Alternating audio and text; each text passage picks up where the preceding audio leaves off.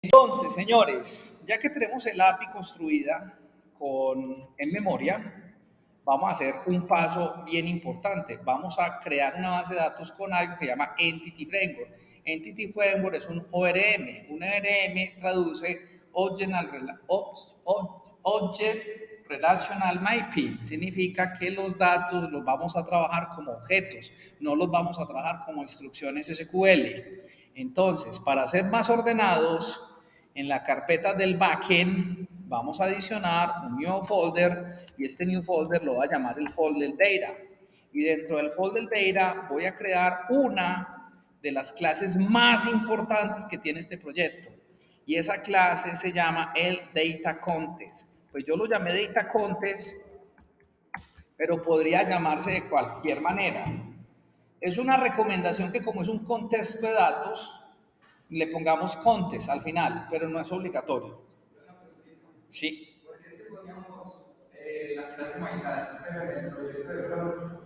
No la puse en el proyecto de front, en el proyecto share, my task, porque esta clase la voy a compartir tanto en el backend como en el frontend.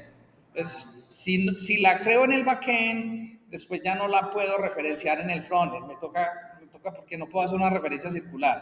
Resulta que el proyecto backend, en teoría, no ve el proyecto backend, se comunican a través del protocolo HTTP. Por eso es que no es buena práctica. Por eso creamos otro proyecto que es el proyecto Share. Ahora, volvamos otra vez a la carpeta Data Contest.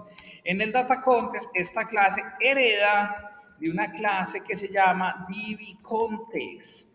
Obviamente, sí señor. ORM, Entity Framework. Esto es puro Entity Framework lo que le estoy diciendo. No, el estándar que usted está utilizando para construir, para esquematizar las carpetas y todo eso. No sé cómo se llama. Pues, no tiene, no. Yo lo he visto así. No sé si tiene nombre, lo desconozco. Ahora, dentro del Data Contest estamos creando, decimos que heredamos del DB Contest. Algunos paquetes se pueden agregar directamente desde el código. Es decir, si yo le digo aquí control punto, mira lo que me está saliendo aquí, me dice install package Microsoft Entity Framework Core. Él identificó que esa librería de Entity Framework y me instala el paquete. Es el equivalente como si yo cogiera aquí en el proyecto del backend, le diera clic derecho y le dijera Manage Nugget Package, que son paquetes de terceros, librerías de terceros. Mira que aquí ya me quedó Entity Framework Core. Yo podría haber venido aquí y escribir Microsoft Entity Framework Core y buscar el paquete, pero algunos paquetes los puedo agregar así, como este del Entity Framework. Vamos a ver que ahorita hay un par de paquetes que no me va a dejar agregar así, me toca agregarlos por otro lado. Ahora, para conectarme a una base de datos por Entity Framework Core es muy sencillo. Le creamos un constructor y en el constructor, mira lo que vamos a mandar. Vamos a mandar un objeto que es un DB Contest Options, que es un genérico. Y este DB Contest Options es de la clase Data Contest. Y a este objeto yo lo llamo como me venga en gana. Por ejemplo, yo lo voy a llamar Options. Y nosotros le pasamos ese objeto al constructor de la superclase. Y para pasarle ese objeto al constructor de la superclase, le decimos Base Options. Y yo sé que esta línea de código suena extremadamente rara, pero así fue construido Entity Framework. ¿Qué estamos diciéndole? Hermano, conéctese a la base de datos. Ya. Créanme que eso funciona. No, ahí no la hemos inyectado. La inyección es en el programa. Ahora vamos al programa. Ahora, nosotros cuando hablamos de base de datos hablamos de tablas. Yo quiero que el modelo TAS, que la entidad TAS se convierta en una tabla en la base de datos. Si yo quiero eso, porque yo quiero que las TAS tengan persistencia, vamos a hacer lo siguiente. Vamos a crear una propiedad, y ojo, esta propiedad tan bacana. Vamos a crear una propiedad que es de tipo DBSet. Y esta propiedad de tipo DBSet la ponemos con la entidad que yo quiero referenciar. En este caso la entidad se llama MyTask.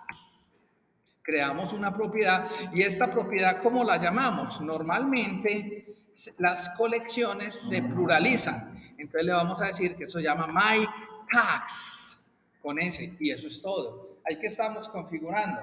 Estamos configurando, diciéndole al sistema, vea papito, usted se va a conectar a una base de datos y la base de datos va a tener una tabla que se llama MyTask. Una base de datos normalmente tiene muchas tablas, cientos de tablas, pero el ejemplito que vamos a hacer ahora es con una tablita, porque le hacemos caso a Luis Fonsi y nos vamos despacito. Ahí vamos, sí señor. SQL. Vamos a utilizar SQL Server. Ok, ahora, luego de hacer esto, ¿qué nos queda faltando? Ya estamos casi listos, ya hicimos lo más importante. Ahora, vamos a hacer otra cosa y es que vamos a agregar el string de conexión de la base de datos. ¿Qué es el string de conexión? Lo que yo necesito para conectarme a una base de datos. Eso es un estándar. Entonces, si usted activa por aquí una ventanita que llama el SQL Server Object Explorer, usted encuentra esta ventanita, usted ve aquí cuáles servidores de bases de datos tienen. Mi máquina, mi PC, y pasan algunos Windows 11, no en todos, tiene un problema porque cuando uno instala el Visual Studio, él monta una instancia de SQL Server que llama el Local DB, pero yo no la tengo. A mí no me la montó. Formateé este computador sin mentir, le pagué 5 veces. Reinstalé el Visual Studio y no hubo poder humano que me pudiera arreglar eso. ¿Cómo solucioné yo mi problema? Mi problema, y el que quiera la documentación se la paso, se la voy a adjuntar en el video, yo monté una instancia de SQL en Docker y aquí la tengo corriendo. Así lo solucioné yo, pero es una condición particular. Si usted cuando venga aquí a SQL Server Explorer, aquí ve una cosita que se llama LocalDB, usted no tiene ese problema y no tiene que montar Docker. Si no la ve, tienes que montar Docker como lo hice yo. Entonces, yo aquí ya les preparé los strings de conexión. Uno puede tener cuantos strings de conexión le vengan gana. Yo voy a copiar este par de líneas que tengo acá porque no, la verdad no me sé esa sintaxis de memoria ni me la quiero aprender. Hay cosas que uno se debe aprender de memoria y otras cosas que no aportan mucho. Entonces yo aquí tengo, mira lo que tengo acá, tengo Docker Connection para los que tengan que pegarse con Docker y Local Connection los que se puedan pegar con el local. ¿A qué me refiero yo? Usted debería ver esto. Debería ver entre paréntesis local DB, que las ms local DB. Eso lo ve cuando usted despliega esta ventanita, lo ve ahí. Dice, bueno, no tengo que necesitar Docker. Si usted no tiene Docker, le toca usar esto. Ahora, yo aquí le coloco el nombre donde dice Initial Catalog. Bueno, si observáis, la clase pasada, yo haciendo una prueba, si despliego aquí mis bases de datos, pues yo puedo tener muchas bases de datos en un servidor de base de datos. Mira que aquí tengo una base de datos que se llama TAS. La voy a borrar para que ustedes me crean que no hay base de datos. No hay una base de datos llamada TAS. La vamos a crear por código. Entonces, cuando aquí decimos Initial Catalog, le ponemos el nombre que a mí me venga en gana para la base de datos. Yo simplemente la voy a llamar mi base de datos, va a ser la base de datos de tags, de tareas. ¿Cómo? No, aquí en View, usted le dice SQL Server Object Explorer, ya te queda acá. Listo, si no la ves ahí, simplemente en View, uno cuando cierra cualquier cosa se le pierde. Vaya en View están todas. En View porque por ejemplo yo cada rato cierro el Solution Explorer. Y aquí también en View Solution Explorer lo vuelves a activar, aquí están todos. Sino que él va poniendo aquí a los laditos las que más usan uno. Ok, entonces, esto tiene otros parámetros. Un momentico. Por ejemplo, cuando yo me conecto con Docker, yo le digo que mi usuario es SSA y mi password es Roger1974. Porque ese fue el password que yo configuré cuando instalé Docker en esta máquina. Porque cuando uno se conecta a una base de datos, uno tiene dos formas de conectarse. Con un usuario de SQL Server, que en la Docker me estoy conectando con un usuario, que es el usuario SEA, y con password, o la otra forma de conectarse son con las credenciales de Windows. Y la de local se conecta con las credenciales de Windows, por eso dice aquí Trusted Connection True. Igual eso tiene tanto de alto como de ancho, no se preocupe. Lo importante es que usted, aquí donde dice TAS, yo le estoy colocando el nombre de la base de datos. Ahora, yo no voy a usar las dos conexiones. Puse las dos conexiones ahí en el app settings porque puedo, pero realmente voy a usar una sola. Listo. Ahora, sí, Navarro, ¿qué ibas a preguntar?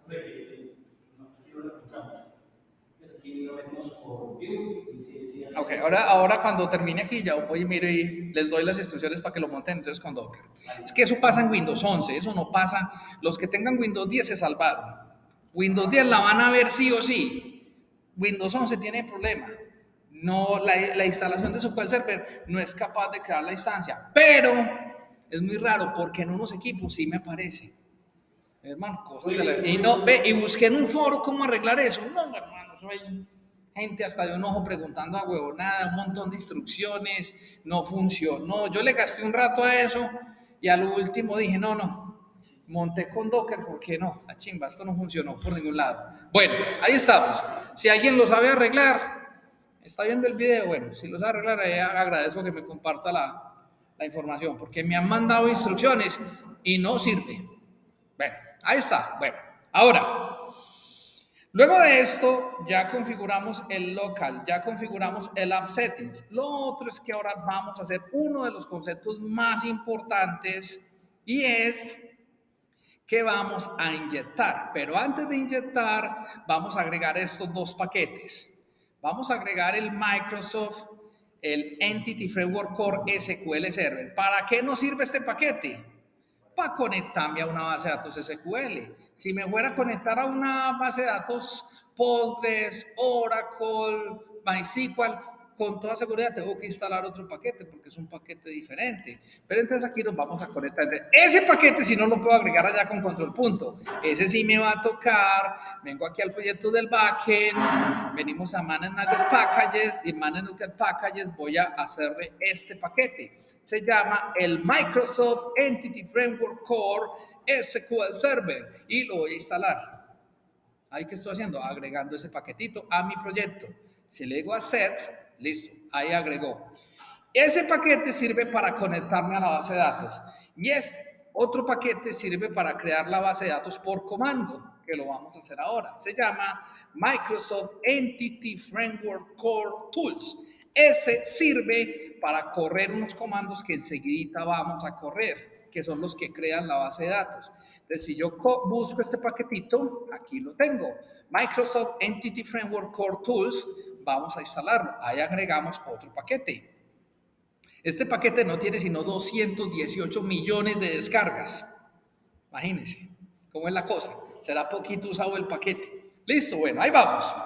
218 millones es un número muy grande de descargas. Bueno, ahí tenemos. Listo, señores. Luego de eso, ya vamos a hacer lo más hermoso que tiene .NET Core. Se llama la inyección de dependencias. Eso, mejor dicho, para yo explicarles de una forma sensata que es inyección de dependencias, me tomaría unas buenas horas. Mientras tanto, les voy a hacer una explicación muy sencilla. Una inyección de dependencias es, yo tengo un controlador.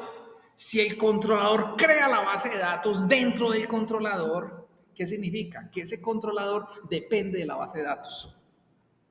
Pero si el controlador no crea la base de datos, sino que el controlador se la están inyectando, significa que ese controlador no depende de la base de datos, pero llama inyección de dependencias.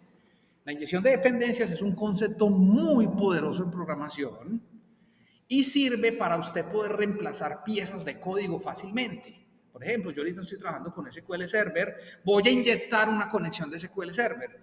El día de mañana que quiera trabajar con una conexión Oracle, inyecto una conexión Oracle. Si yo quiero hacer pruebas unitarias, entonces ya no inyecto una base de datos real, sino que inyecto una base de datos falsa, inyecto una base de datos moqueada.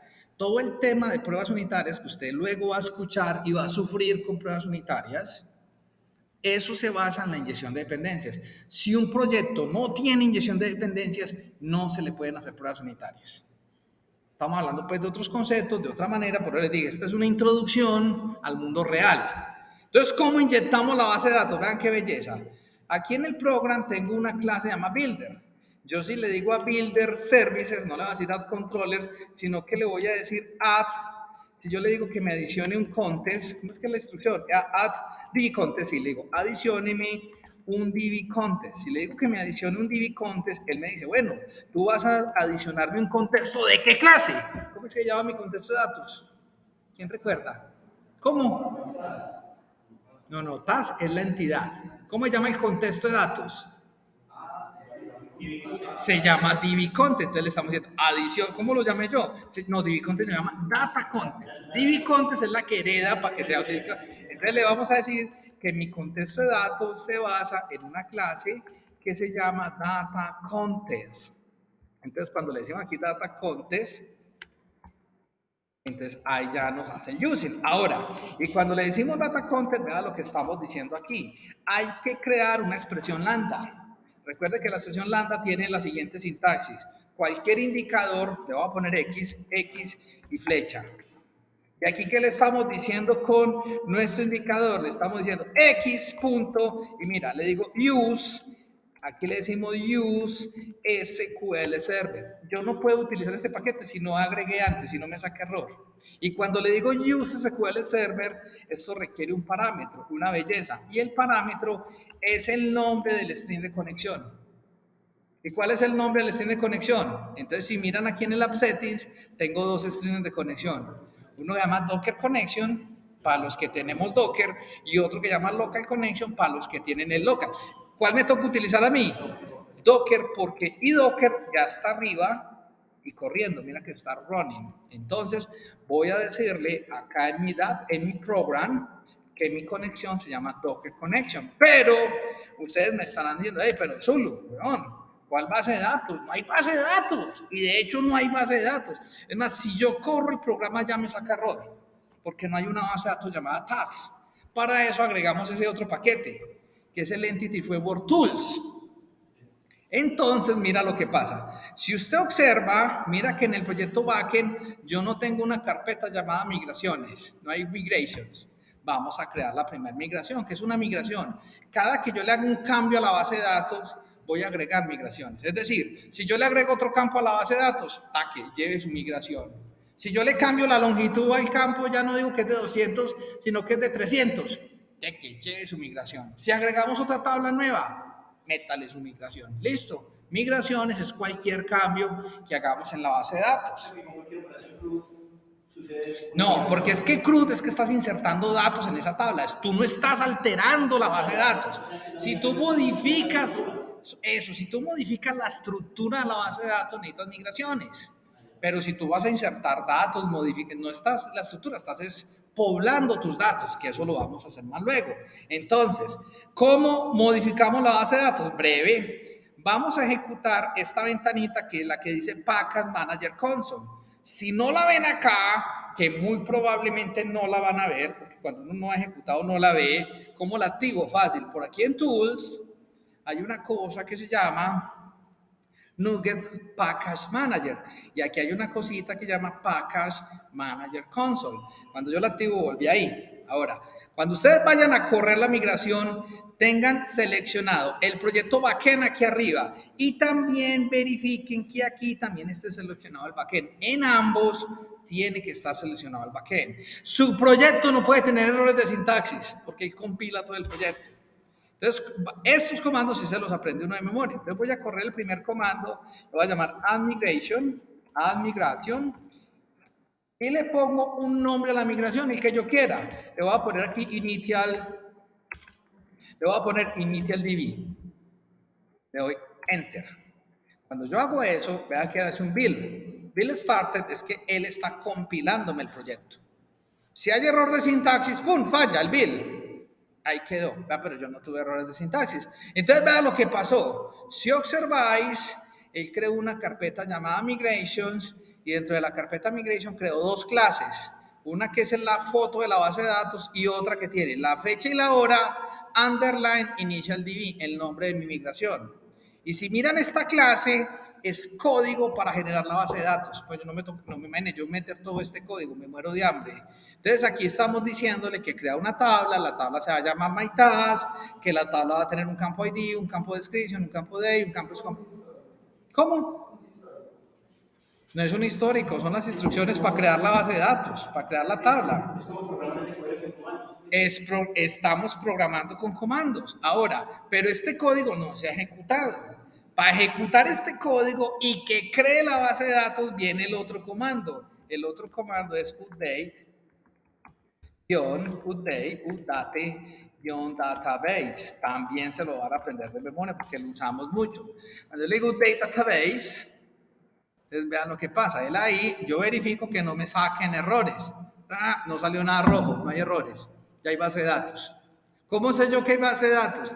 Si vienes aquí el SQL Object Explorer y yo le digo que me refresque esta vaina y despliego en Databases, vea que ya tengo una base de datos llamada TAS. Y la base de datos TAS, si miras aquí las tablas, tiene una tabla, esperamos que él se demore un tantito leyendo, tiene una tabla llamada MyTask. Y en la tabla MyTask tiene las siguientes columnas. ¿Qué columnas tiene la base de datos? Tiene el ID, que es el código de la tarea, el nombre de la tarea, la fecha de completación de la tarea y si la tarea ya está completada o no está completada. Voilà. Eso es lo que nosotros vamos a hacer. Tenemos ya base de datos.